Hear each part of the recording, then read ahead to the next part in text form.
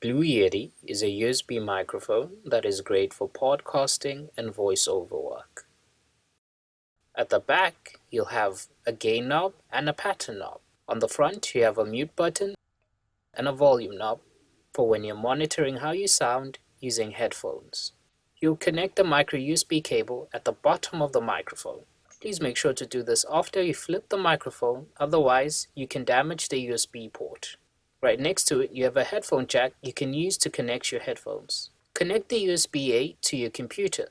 If your computer or laptop does not have a USB-A, there's a USB-A to USB-C dongle included with the kit. Your computer should immediately detect the microphone.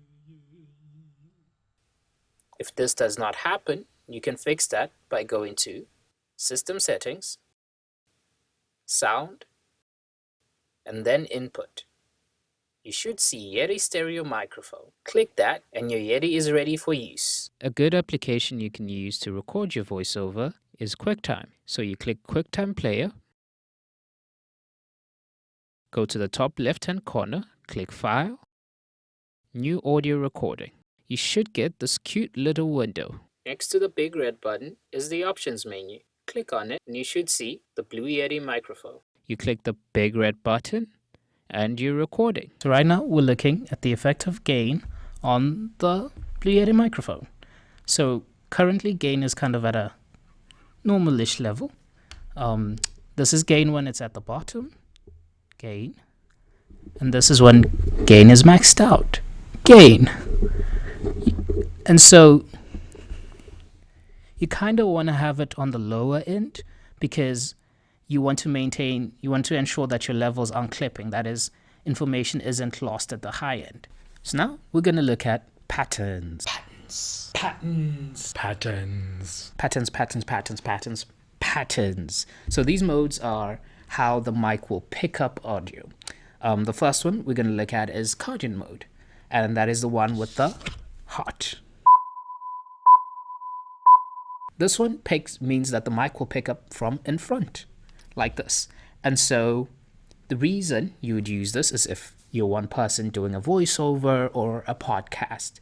And this is how it sounds. Nah, wait till I get my money right. The second pickup pattern we're going to look at is bidirectional mode, which looks like the infinity sign. And so this one picks up from the front and back. This is obviously for when you're doing something with two people, a duet or an interview or something like that. So you have one person on the side speaking. I got to thinking about why is football the most popular sport in the world? And then you have another person on the other side nodding and talking and really understanding and So now we're looking at stereo. So stereo is useful for when you're trying to record realistic sound because it records from the two sides, right and left. This is stereo mode. Right now, you should be hearing me on your left side. I am in your stereo mode. I am the bad guy. This is stereo mode. I am on your right side. I am the good guy. So now we're doing omnidirectional mode. Omnidirectional mode captures sound from all around the mic, from literally all around the mic. Omnidirectional mode is great for if you have a band. The disadvantage, of course, of omnidirectional mode is that you're capturing sound from everywhere. It's all up to your creative needs.